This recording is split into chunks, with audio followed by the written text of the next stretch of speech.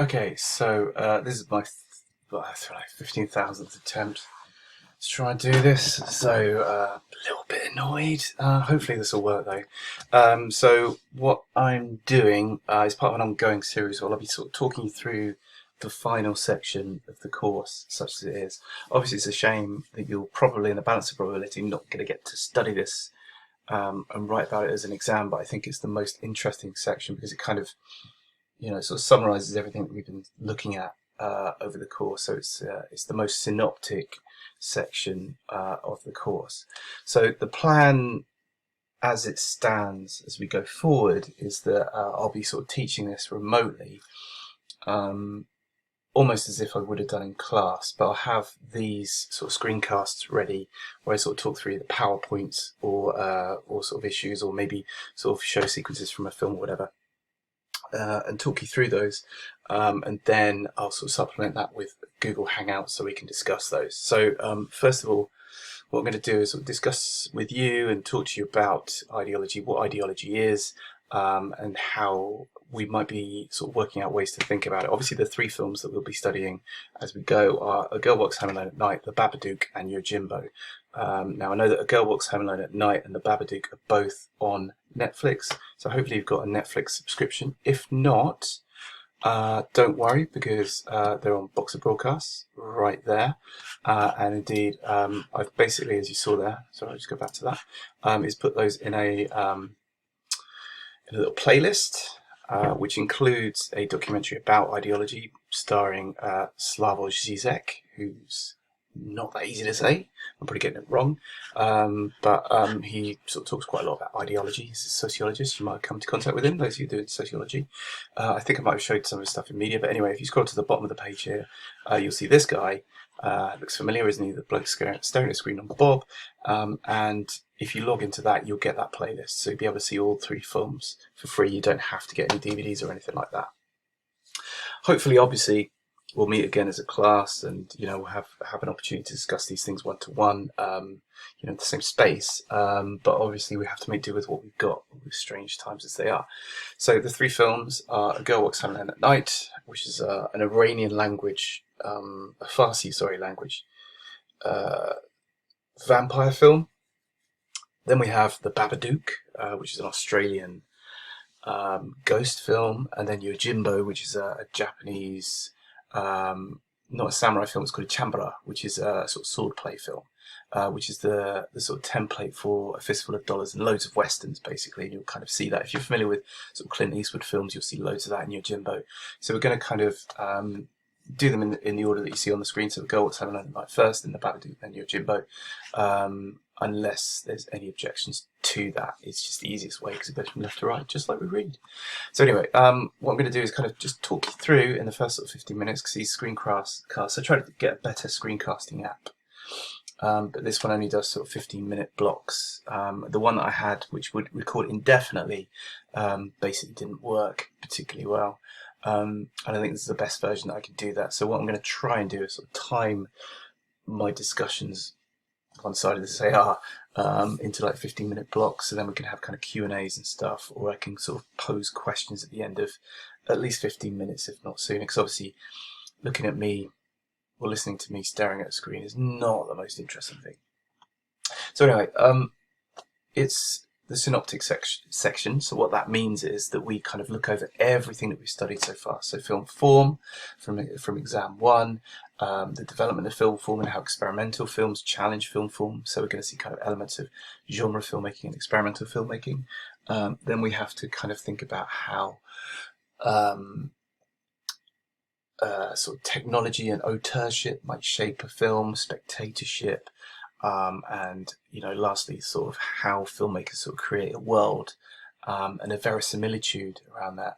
If I go too fast, just maybe pause this when you play it back, and just write down anything that you're not sure about, and we'll be discussing these in what are they called, in Google Hangouts, whatever it is.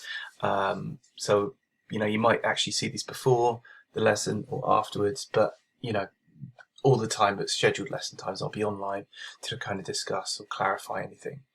So just to show you here, we're going to be looking at firstly, how the microelements of film form are used to kind of align a spectator and make us kind of think about film in a certain way. So how they ask us to, sort of empathize with a specific character over another character. How microelements of film form contribute to the ideologies conveyed by film, including through narrative representations, messages and values. So obviously, like, narrative and representations are two kind of core things in film studies, and messages and values is basically shorthand for ideology. So if you think about what an ideology is, another way to think about it might be, what are the messages and values of this film? Thirdly, how narrative construction is used to align the spectator, and how that alignment encourages the adoption of a particular spectator point of view. So again, how the narrative might sort of manipulate us into a specific response to a film. So that's that one. Fourthly, the ideological implications of narrative construction and narrative structure and the representations of different societies within cultures. So again, the fact that these three films are from such different contexts kind of give us a way to talk about, thinking about and talking about that. So we're looking at the way that three different films from completely different contexts might take the same subject matter. So the subject matter that we're looking at, I'll get onto in a minute, but all of these three films have something really, really pivotal in common.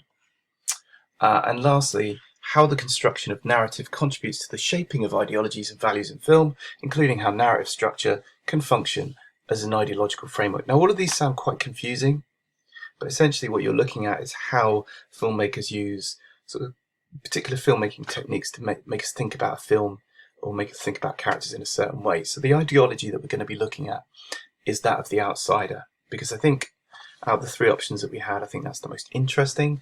Everybody, kind of identifies themselves in some way, shape, or form as an outsider. And most, I think, interesting films, discuss characters that don't quite fit in to the society in which they are. So before we get into that, we need to think about what ideology is. Okay. So obviously, just to remind you, this is on the Firefly page, so you can navigate to this section C, ideology exam 2. And sort of read through this, and I've got hyperlinks to everything, which we'll go through in a minute. So I just made you dizzy then by scrolling up and down. Ideology is a central construct or idea that shapes the way we think, act, and behave, and it can be thought of as essential ideas that shape our world. So those of you from my media class know that I always go on and on and on about the white, straight, male, patriarchal ideology, and it's the kind of central way in which our society is organised, and that's kind of mainstream society. So if you kind of picture, I don't know, like Trump or Boris Johnson or someone like that, that is emblematic of who the white, straight, male, Judeo-Christian, middle-aged man is. And most films are made by people from that bracket.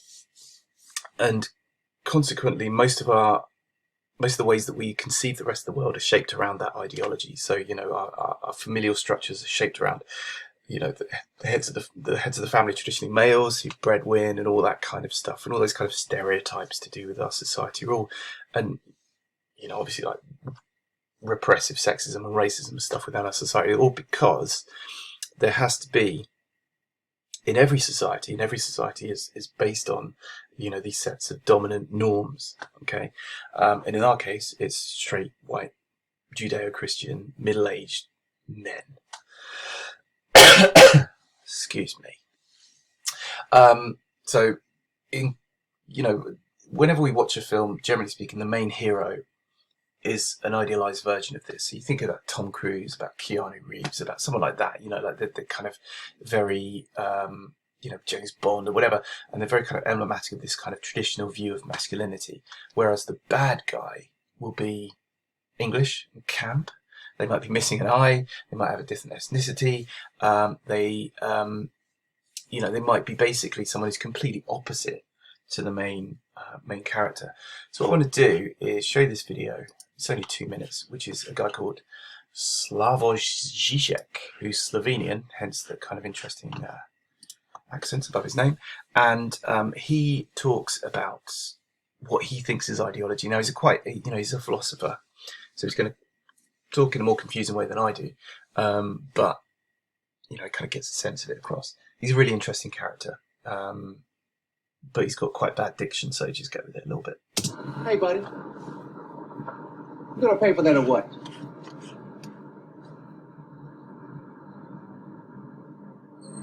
Look, buddy, I don't want no hassle today. Either pay for it or put it back.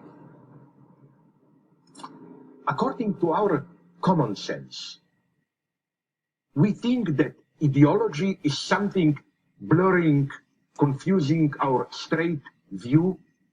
Ideology should be glasses which distort our view. And the critique of ideology should be the opposite, like you take off the glasses so that you can finally see the way things really are.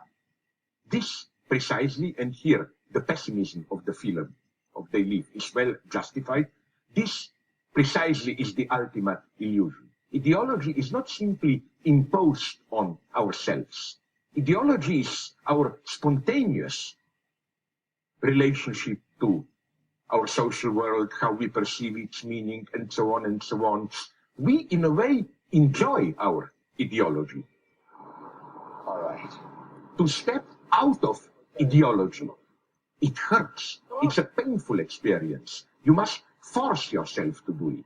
This is rendered in a wonderful way with a further scene in the film where John Nada tries to force his best friend, John Armitage, to also put the glasses on. I don't want to fight you. Come on. I don't want to fight you.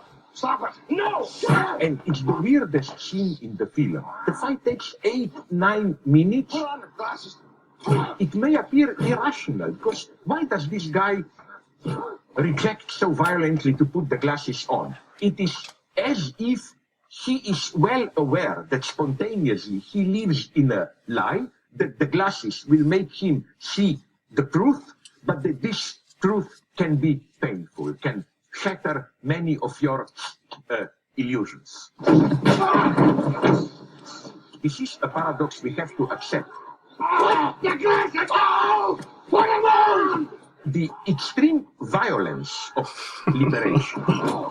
You must be forced to be free. If you trust simply your spontaneous sense of well-being or whatever, you will never get free. What? Freedom hurts. So that is a man, Slav Vodge. I always get his name wrong. And the sequence he was showing you is They Live, which is this incredible John Carpenter film, which I can't recommend enough. But basically it's about these kind of these sunglasses that you wear and suddenly you see the truth around you. And I use it quite often when I introduce media studies to kind of think about, you know, what media studies is. It's media studies for me, and film studies is the process of putting those glasses on and seeing the world for what it is. But he's right in that the film there is this really pivotal scene where there's a fight about putting these glasses on and seeing this reality. And that's kind of what ideology is in many ways. It's the norms of society until we're kind of forced to see them and the ways in which they're constructed and then step outside them. That process becomes quite kind of painful. So we're almost at 15 minutes. I'm going to stop there and I'm going to go to video 2 where I kind of explain the rest of these, and I'm going to do a couple of videos, and then we're going to maybe do a PowerPoint on the last one too. Okay, see you in a minute. Bye.